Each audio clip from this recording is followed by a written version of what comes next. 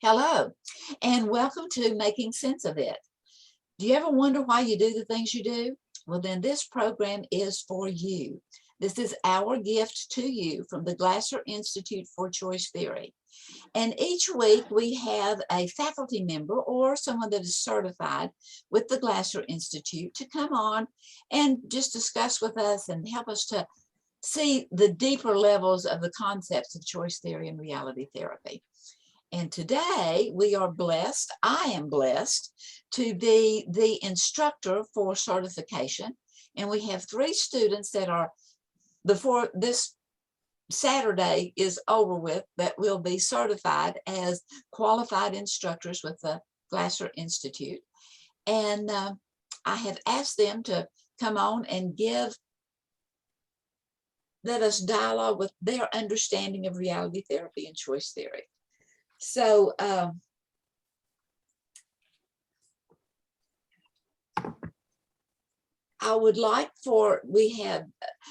like to let you introduce yourself to our audience as to why you have chosen to be certified with reality therapy, and then also inviting you to share your understanding of reality therapy. So Jay, you want to lead us off? I was afraid you were going to ask that. Sure, I'd be happy to. Graduation is important to me because it has been a wonderful year-long learning journey. And I believe that, like Glasser says in his Counseling with Choice Theory, when he's talking about marriage counseling, the same applies for us, that once you understand the therapy, it never stops. And so my love for all things Dr. Glasser and choice theory and reality therapy is, first of all, that he was so completely revolutionary. He was a man who stretched the limitations of our thinking. Today, it's easy for someone to say and acknowledge, like one of those bobbleheads that just bounce up and down, yes, I understand we're all responsible for our actions. That wasn't the case when Glasser began. The fact that we have a choice was revolutionary back in that time. What's amazing these days is that everybody knows that we have a choice, but still doesn't act as if they do. So while the language has changed and the intellectual understanding has changed, and now decades after Glasser, we realize that, yes, it is all about the choice. In Glasser's day, people said, what? We choose to suffer, to anguish, to depress, to sadness? That was inconceivable. So he broke that model. And even today, while it's understood, it's still not acted upon. And in the words of somebody very wise, you can do a therapy, but you can't do a theory. So that's why I value this body of knowledge. And Glasser was also, for me, somebody who was revolutionary in the sense that he surgically, without any loss of blood, he broke the model that we were all locked into in psychiatry by Freud. We don't need to go back into the past. We can if we want to. Reality therapy and choice theory is about dealing with the past if it's current in the present. And I still don't understand that completely, but we don't have to go back into what was before. We focus on what can be done today. And lastly, this is why reality therapy and choice theory is so essential to me, because in my work in business and with the clients that I have, I'm not interested in taking them back into their past, regressing or using a psychiatric model. It's not in my wheelhouse anyway. but my clients will get really squirrely about that. They want something clean. They want something concise. They want something practical. They want something responsible. They want a doing model. And so it works very much because it is clean, it's surgical, it's effective, and it's appreciated in the workplace, where a psychiatric model, it may be, may not be, but there would be a lot of resistance there. So for those reasons, plus the lead management aspect of the work of Glasser, which enables and empowers leaders to lead themselves and help leaders to help their people lead themselves. It all fits beautifully into a system of knowledge and application that I use every single day. So that's my little spiel on that. Okay, thanks, Jay. Well, Alex, would you mind sharing with us why you have chosen to go through the 5 steps to be certified in choice theory and reality therapy? Happy to, absolutely. Many reasons for it. First thing is that when Jay offered me one day to read an amazing book called Choice Theory, and I read it, I understood it's not going to be my last time. And in this moment of my life, I've been personally I found myself in many challenges connected with my personal and professional life. And reading this book and literally coming back to certain chapters and reading them again and again, I started to understand myself better. So being myself organizational psychologist and a person that always had the picture of themselves, of myself being, someone deeply interested in stuff, how we operate as people, I just found this as a very simple tool explaining so much. I'll tell it again, very simple thing explaining, or concept explaining so much. And I brought it to business. So I started testing it immediately. Still, I was at that time, by the way, I'm from Poland. I started testing it with my managers and peers, who had challenges. And the moment we started speaking the language of choice theory, and the questions from reality therapy, they started to understand that, first of all, they can reframe the way they see the situation. Secondly, they can actually make different choices. They don't have to repeat ineffective behaviors. And, I was so surprised because within literally 30, 40 minutes, things started to shift, which I couldn't actually have accomplished doing the more traditional coaching approach before. Okay, at that time I wasn't also very experienced coach, so there's another story to that, but this was amazing for me, like, wow, it's really working. So the reason I wanted to be certified is because there is also that right now my national background, because I actually don't know people in my country who are certified choice theory counselors.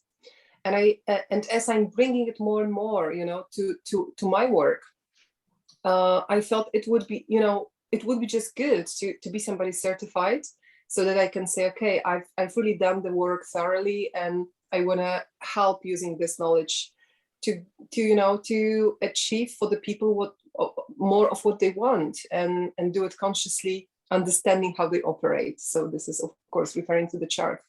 So that these are my reasons, and I find this, and I really find this way very beautiful. I learn all the time, and this simple concept that explains so much and how it works in the real world is something that has attracted me and keeps me being so attracted to it. So that's my part. Thank you. All right, beautiful, beautiful. Gianna, would you share with us also what drew you to choice theory and reality therapy? Yeah, I started being trained in choice theory and reality therapy when I started at a new teaching position. An elementary school was started in my neighborhood, and it was really important to the leaders of the school that the teachers be trained in choice theory and reality therapy, and because that was the way we wanted to work with our students, and we wanted eventually to find ways to teach them choice theory and reality therapy along with all of the other good things we were teaching them. And so that was kind of my initial entry was, oh, okay, I can use this to help my students. And as I kept learning I began to realize that this, even more than helping my students, the best thing I could do with what I was learning was to apply it to myself and help me be a better teacher, the teacher that I really wanted to be. And yes, of course, use it in relating with my students. But the first step was applying it to myself and continuing to become the daughter who I wanted to be, the teacher who I wanted to be through using choice theory. And now as far as certification goes, I experience as choice theory seems to me something that you never stop learning, you continue to grow in, and certification was the next step in the learning process. I had done the basic week and the advanced week and say, oh, this is another opportunity for me to keep learning more. And so I'd like to go ahead and get certified. But it also was a way for me to show myself how important choice theory is to me, that I would invest the time and the effort into getting certified. Okay, so let's start with you and go backwards this time.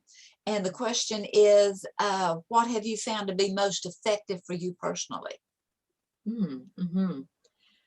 I think the learning the 7 connecting habits and the 7 deadly habits, because my work and life is so relational, and actually for me, on the needs scale, the love and belonging need is really high for me. So when I experience kind of being out of tension in a relationship, I really struggle with that. So learning what I can do, which is to use connecting habits with somebody else, even if they're using disconnecting habits towards me, or so I can't control them, but I can work on using connecting habits with them. And when I get stuck in like, wow, this person just said something that really bothered me or that really brought tension to this moment in our relationship, what can I do? Well, what connecting habit do I have, will fit for this moment? Okay, let me try that one. It's given me new ways to relate to the people who are close to me and who I work with, that I experience as I reflect on the moment later. I think to myself, yes, that's how I want to talk to that person. That's how I want to relate with that person, even though this bad thing happened or this hard thing happened. Okay, thank you. That's beautiful, beautiful, beautiful. Alex, you want to share what is most effective for you? Personally,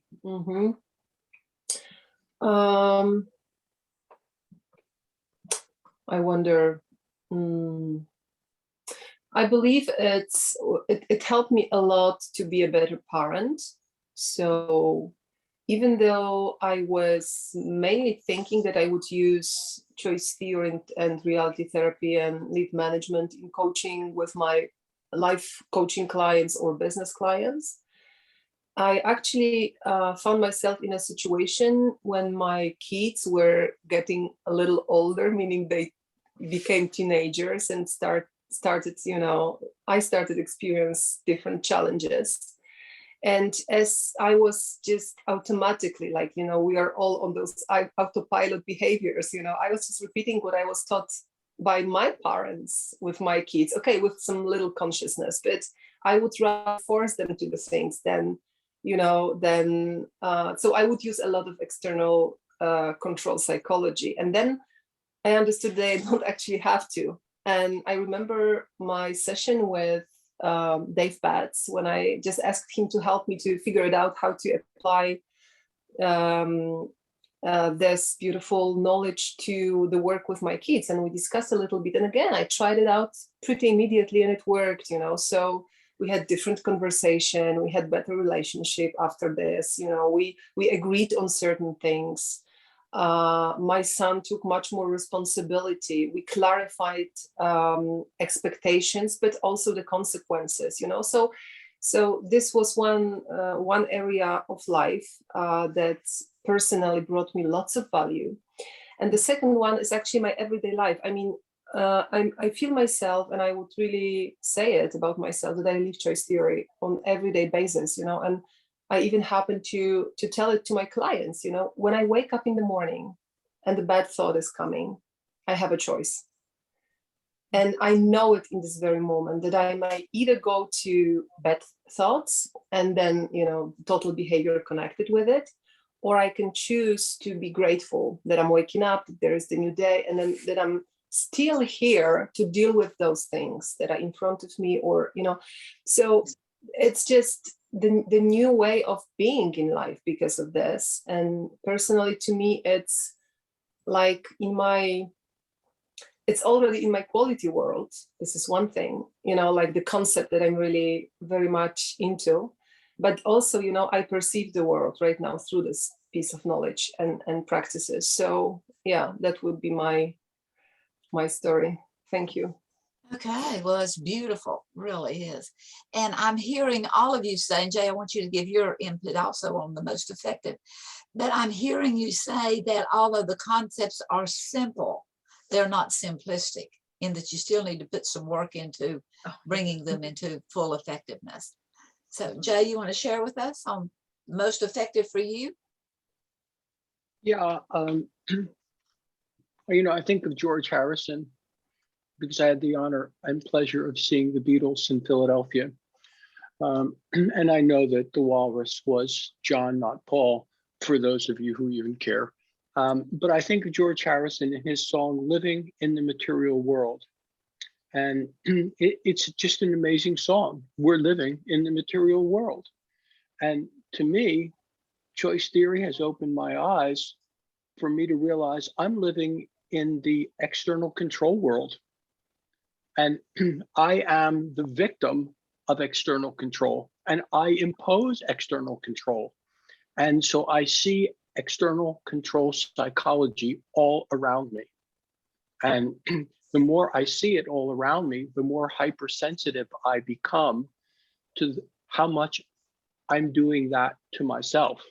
So I'm backing away from exerting external control psychology to get what I want. And I'm aware when others are doing it, and I'm becoming less reactive about how I deal with it and more creative about how I deal with it. And even that distinction is me going up into my behavioral system and choosing a new organized total behavior of thinking, feeling, acting, and physiology. So that's just one aspect of how I live it in the material world. Okay, so I have one more question for you, and we'll start with Alex and then go to Gianna and then back to Jay. And that is, we've already said that it's simple, but it's not simplistic. But what has been most difficult for you in employing reality therapy and choice theory? I think this part that choice theory is very strict about. So don't necessarily go with the client to the feeling space. Like, don't allow them to like elaborate about it too much and be stuck there and so on. Because on the conceptual level, let me explain it first from the conceptual and then practical. On the conceptual level, a quality world and satisfying of the needs is actually all about feelings. Glasser stated it, we live to feel good through the ways we satisfy them. And that's how our quality world is formulated throughout our life. So life is about feelings. Yet in approach, it's like, don't really go there and don't spend there, too much time. So theoretically, I found it a little contradictory. Yet I, of course, wanted to try out the clean method. So when meeting with clients, there was another challenge because, of course, they wanted to speak about those things, you know. And as me and Jay as well, we are also participating in different methodologies, you know, in the world connected with how do you counsel or coach clients. The other methods, they encourage more of the exploration of feelings. So for me, finding my own way how to do it with the basically with at most important focus in my mind. It's not about this theory or the other theory. It's about helping the person. You know, and when I got there, actually the approach I'm choosing, is it a little bit more of feelings or not at all? It's always, for me, you know, in my value world, it's how does it serve the client? So if there is a need to explore this and maybe release this, I would allow it. I wouldn't allow it to stay there stuck, you know, for 3 sessions. No, that's not the point. But the most important thing for me was, you know, how does it serve the person to break through whatever they need to break through? So that was the challenge for me, how to combine other approaches with choice theory, which says it's purely behavioral cognitive. And I believe I found my way, which is still pretty effective. Thank you. Right. Beautiful, beautiful. So, yeah, I'll let you go ahead, Gianna. Yeah, something that has been a challenge for me. I remember one of the other participants in my advanced practicum, he said, I know enough choice theory to be dangerous. And I find, especially because my introduction to choice theory was in teaching, which that can be a very external controlled world. Like, you know, there's, I am the teacher, I have the information, and you're supposed to sit there and do what I say. So being careful not to use my knowledge of choice theory to just be able to better manipulate my students, you know, like ask them leading questions to get them where I want them to be, but actually leave them free to really respond genuinely and ask them in a way where I'm open to a genuine response, has been some real work. Like, just, yeah, it's ironic that can happen with choice theory, where, you know, you're trying to leave the external control world, but because if you learn just a little bit, your first reaction is, now I can use this to really control people.